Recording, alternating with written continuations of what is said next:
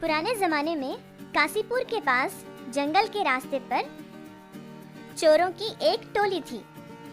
उन्होंने अपना अड्डा बनाया हुआ था।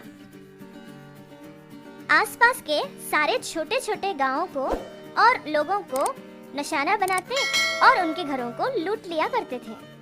गांव के सारे ही लोग उन चोरों से बहुत ही परेशान रहते थे। किसी दूसरे गांव जाने के लिए या फिर अपने काम पर बाहर जाने के लिए भी वो लोग बहुत ही डर जाते थे। होते होते किसी तरह ये बात उस गांव के राजा तक पहुंच ही गई। गांव के लोगों की परेशानी को देखकर राजा जी ने अपने सैनिकों को बुलाया और उनसे कहा कि चोरों की टोली को पकड़ लिया जाए। राजा जी के आज्ञा देने के बाद सैनिक सारे लोग उन चोरों को ढूंढने के लिए निकलते हैं, लेकिन बहुत कोशिश करने के बाद भी उन चोरों का कुछ पता नहीं लग पाया। राजा जी के कुछ समझ नहीं आ रहा था कि इस परेशानी का हल कैसे निकालें। फिर राजा जी ने यह ऐलान करवाया कि जो आदमी इन चोरों की टोली को पकड़ेगा उसके साथ उनकी बेटी का वो विवाह करेंगे। उसी गांव में प्रकाश नाम का एक व्यापारी रहता था और वो बहुत ही होशियार था। दूसरे गांव जाकर तरह तरह की चीजें और कीमती कपड़े लाकर बेचा करता था। उसका सामना कभी किसी चोर से नहीं हुआ था, लेकिन गांव के सारे लोग उन चोरों के बारे में कही बातें सुन सुनकर ये सोचने लगा कि जरूर वो चोर उसका भी घर लूट लेंगे। दिन ब दिन ये चोरों की परेशानी बढ़ती ही जा रही है। अगर ऐसा ही चलता रहा तो मैं अपना काम ठीक से कैसे कर पाऊंगा? और कल मुझे सामान लाने के लिए गांव भी तो जाना है, लेकिन वहां जाने के लिए मुझे जंगल से ही गुजरना होगा। राजा जी के लिए जो कीमती मूर्तियां मैंने बनवाई है उन्हें भी तो लाना है। क्या करूं? कुछ तो उपाय निकालना ही पड़ेगा।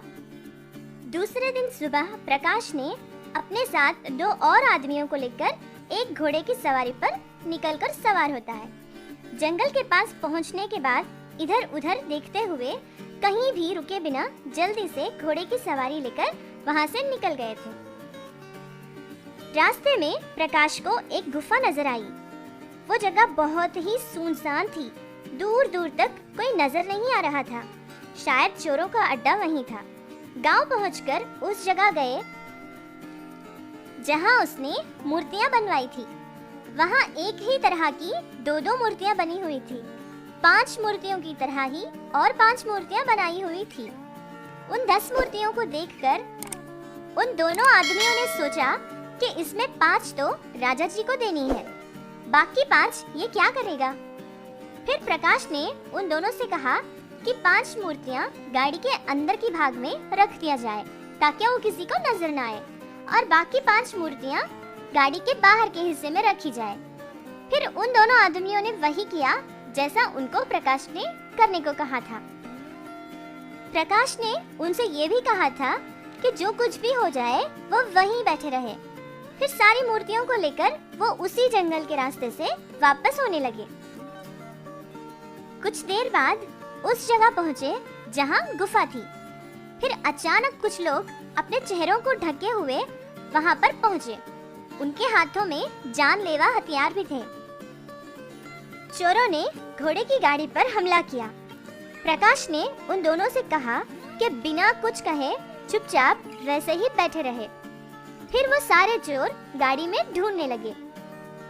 जो मूर्तियां गाड़ी में पीछे रखी हुई थी वो सारे ही वो चोर लेकर वहां से निकल गए। फिर उन दोनों को रस्सियों से बांधा और वहां से गायब हो गए। प्रकाश भी कुछ किए बिना और कुछ कहे बिना वहां से गाड़ी को लेकर घर पहुंचा। पहुंचने के बाद उन दोनों के रस्सियों को खोली।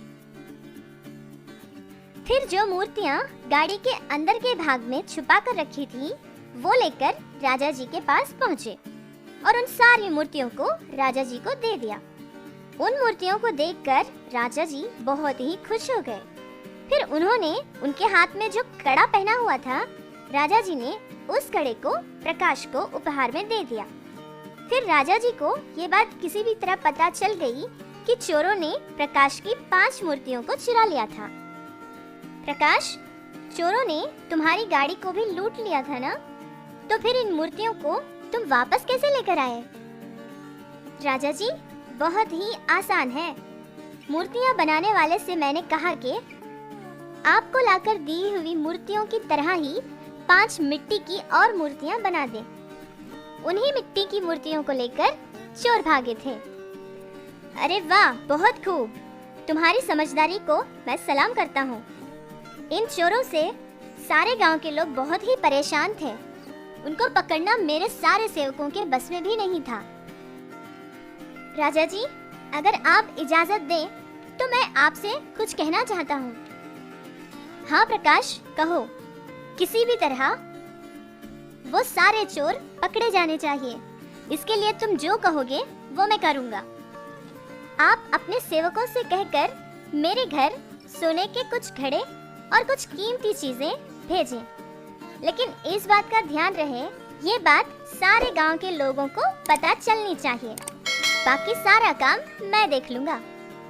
राजा जी ने प्रकाश के काम और समझदारी को देखकर इतना बड़ा उपहार, कीमती कपड़े, सोना और बहुत सारी चीजें दे रहे हैं। ये कहते हुए वो सारे सोने के घड़े प्रकाश के घर के पास रखवाए। फिर उन सारे सेवकों को भी वहीं रहने के लिए कहा था। शाम होने लगी। जैसे ही अंधेरा होने लगा, प्रकाश के घर के आंगन में एक बड़ा सा गड्ढा खुदवाया। फिर उस गड्ढे को कोई देख न ले, इसलिए उसे लकड़ियों की सहायता से ढक दिया और उसके ऊपर घास बिछा दी गई ताकि किसी को कुछ शक न हो। प्रकाश और सारे सेवक मिलकर घर के अंदर गए और कोई आवाज किए बिना चुपचाप बैठ गए। फिर आधी रात का समय था। जैसा प्रकाश ने सोचा वैसे ही हुआ। सारे चोर प्रकाश के घर के पास आ गए और घर लूटने की उन लोगों ने कोशिश की। 2 चोर भागते हुए आए, फिर फिसलकर उस बनाए हुए गड्ढे में गिर गए। ये देखकर बचे दोनों चोरों ने भागने की वहां से कोशिश की, लेकिन वहां पहले से ही मौजूद सेवक लोग उन चोरों को पकड़ लिया। इस तरह वहां आए सारे चोर पकड़े गए।